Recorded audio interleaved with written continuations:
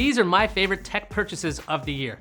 I love my gadgets, but I do a lot of research before buying anything new. I mean, working at CNET, I get to see lots of the best stuff and they can be expensive. So let me tell you what took away cash from my stingy self. Number 5 is my Fitbit Versa 2 watch. There were a number of reasons why I ended up with this thing. First up, I managed to lose my regular analog watch somewhere in my apartment. After a long search, I declared the watch dead. I've alerted its next of kin. So I needed a watch. I covered lots of Google things over on Alphabet City, so I know that Wear OS kind of stinks. Then there's the Apple Watch. I looked at my Android phone and thought, that's not going to work. Then Black Friday hit, and the Versa 2 was selling for a lower price than normal. I asked around the office, and people seemed to like their Versas, and boom, I bought one. I'll tell you, getting notifications on this thing has been great. The weather has been a mess here in New York. Instead of having to bring out my phone in the rain or freezing cold, I can just quickly glance at my watch and keep going. It's also really easy to use on the subway. Plus, the always-on watch display is very useful. Number 4 is my Anker Soundcore Q20 noise-canceling headphone. Earlier in the year, we did a video on the best noise-canceling headphones. The best one was in the neighborhood of $300. If I had unlimited funds, maybe I'd pick up a pair. Now in my house, we're a bit clumsy, to say the least. My dog has destroyed her fair share of tech as well. So when looking for a pair of headphones, I usually think of it this way. If this breaks or is lost, will I get upset? Enter the Anker Soundcore Q20. These guys cost around $50. Now I've had Anker products before. They're reliable, inexpensive, and perform well. Are they the best sounding headphones on the planet? No. Do they sound good for the money? I'd say so. The controls are easy to use, they fold to take up less space when traveling. My only gripe about these is minor. They require a micro USB cable to charge. I kinda would like everything to be USB-C at this point, but that's a really small nitpick. Number 3 is Disney+.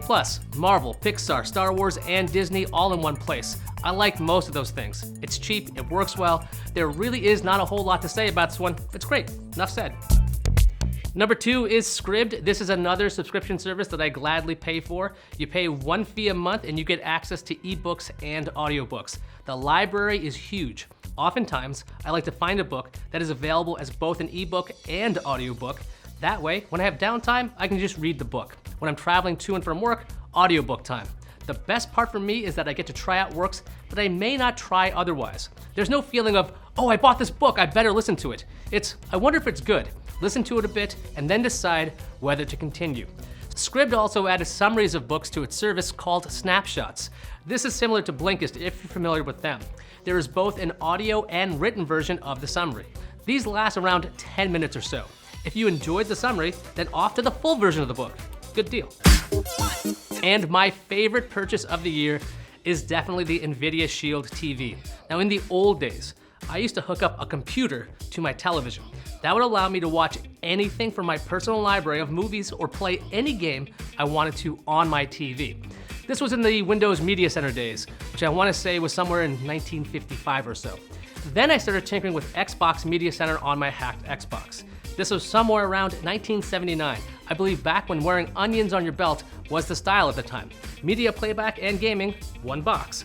Fast forward to this year, I finally pick up the Nvidia Shield TV. I had read it could also act as a Plex server, meaning it could serve my movies and TV shows to me at home or on the go. My previous solution for this had died a terrible death, so this made the Shield an easier buy.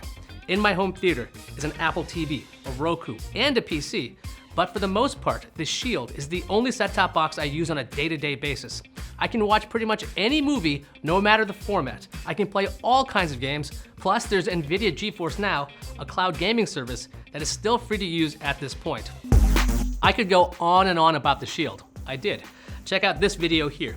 If you were curious about the best headphones, check this out. What was your favorite tech purchase of the year? Let me know on Twitter. I'm at Iyaz. I'm also Iyaz Akhtar, and I'll see you online.